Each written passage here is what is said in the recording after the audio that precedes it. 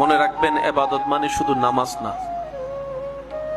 ইবাদত অর্থ হচ্ছে যে আল্লাহ তাআলার হুকুমে রাজি থাকা। আর একটু জোরে বলেন, আল্লাহ তাআলার মসজিদে খুশি থাকা। আল্লাহ পাক দিলেও রাজি, না দিলেও রাজি।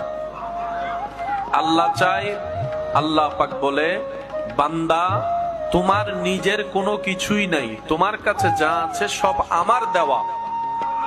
যে শরীর নিয়ে বান্দা তুমি চলো, দেখো, শুনো, বলো, সব আমি রবের দান করা, ভিক্ষা দিয়েছি আমি রব তোমাদেরকে।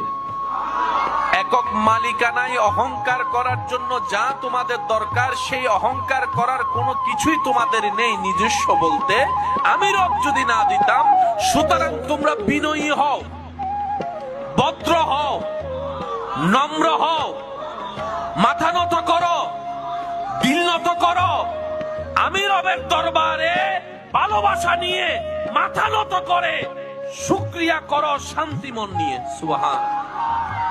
যদি তা করতে পারো, লা আজিদান্নাকুম, আমি রব তোমাদেরকে স্বইচ্ছায় যা দিয়েছি, যদি এগুলা দিয়ে খুশি করতে পারো, আমি রব আরো বাড়িয়ে দিব।